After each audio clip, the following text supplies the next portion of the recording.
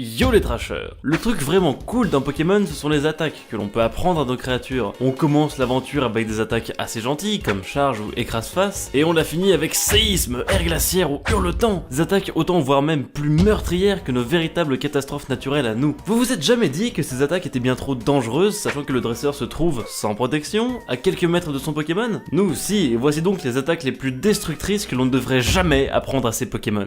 On commence avec Surf, qui est la capacité spéciale qui sert à voyager sur l'eau à dos de Pokémon. Rien de bien impressionnant me direz-vous, mais on peut aussi s'en servir en combat. Et là vous avez le droit à une vague d'eau de la taille d'un immeuble qui s'écrase sur le terrain. En gros c'est un tsunami, qui est le genre de catastrophe à détruire des milliers de bâtiments et à prendre la vie à des populations entières. Pas sympa quoi. Passons à Tempête de sable. Ouh, ça c'est de la saloperie. En gros vous avez des millions de grains de sable qui volent dans tous les sens et qui se font un plaisir d'aller dans tes conduits respiratoires pour les assécher. Si vous n'avez pas les yeux, le nez et la bouche protégée, ça risque de piquer. Toujours dans les attaques de type sol, on peut parler de abîme. Un abîme, c'est tout simplement un gouffre très profond. Je pense pas avoir besoin d'expliquer pourquoi c'est dangereux. Si vous tombez dedans, bah vous mourrez. Revenons vers des attaques plus sympas avec explosion. Votre Pokémon explose en face de vous et fait des dégâts à tout le monde sur le terrain, amis comme ennemis. Sachant que cette attaque est la plus puissante du jeu, qu'elle défonce tout le monde sur le terrain. Oui, en effet, on peut dire que vous avez pas mal de chances de finir éparpillé aux quatre coins de cette centrale électrique. Saloperie d'électrode! Petite question, est-ce que vous tenez à vos oreilles? Alors n'apprenez jamais brouhaha ou même mégaphone à votre brouhabam, qui peut faire un cri entendu jusqu'à 10 km à la ronde. Juste, s'il y a 10 km, vous l'entendez. Bonsoir. Imaginez un peu quand vous êtes à côté de votre Pokémon.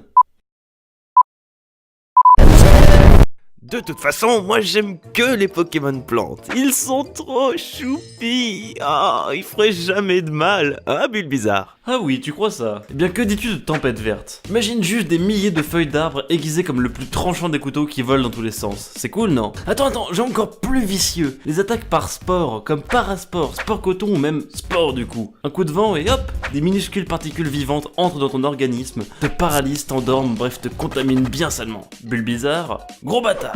Les Pokémon feu ne sont pas en reste, évidemment, avec par exemple Ebulilave. L'espace d'un instant, ton Pokémon se transforme en ces cierges magiques fort jolis, mais qui tireraient des boules de feu autour de lui. Encore pire, avec Éruption, votre Pokémon se transforme en un putain de volcan. Et les volcans, bah ça fait super mal.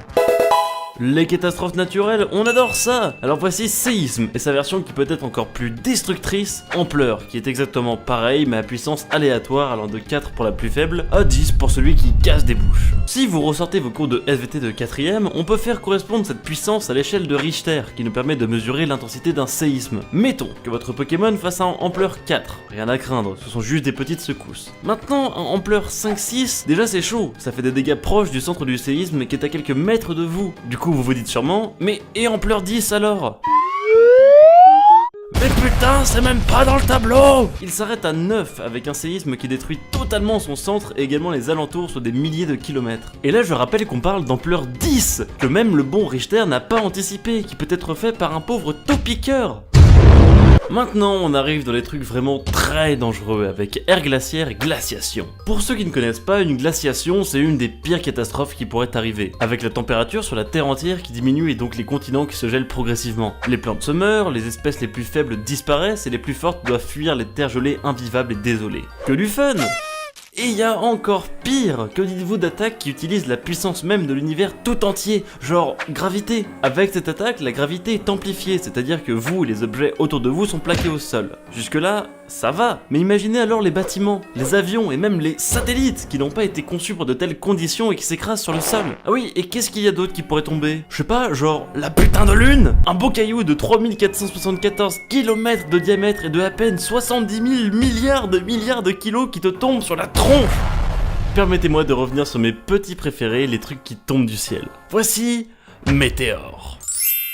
Attends, météore? Tu veux dire les toutes petites étoiles de merde là? Alors, non! Un météore c'est un méga caillou qui vient de l'espace pour genre tout détruire, à moins qu'il se soit dispersé dans l'atmosphère, ce qui doit effectivement se passer avec Météore. Par contre, Dracométéore, là vous avez des cailloux de la taille d'une voiture qui s'écrasent autour de vous! Mais bordel, pourquoi vous laissez votre Pokémon faire ça? On pense que c'est à cause de ça que les dinosaures, espèces assez balèzes quand même, sont morts en masse! Et vous, pauvre dresseur fragile de 10 ans, vous pensez vraiment résister?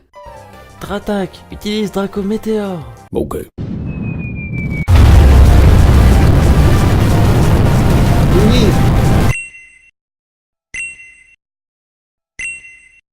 En tout cas, merci d'avoir regardé cette vidéo les trashers. C'était une vidéo vraiment détente sur un thème qui nous avait fait beaucoup rire nous et qu'on ne pouvait que vous partager. Dites-moi s'il vous a fait rire ou même surpris, et si vous en voulez d'autres de comme ça, eh bien explosez-moi ce compteur de pouces bleus. Abonnez-vous, venez nous faire des bisous sur les réseaux sociaux, on vous y attend, et moi je vous dis à bientôt.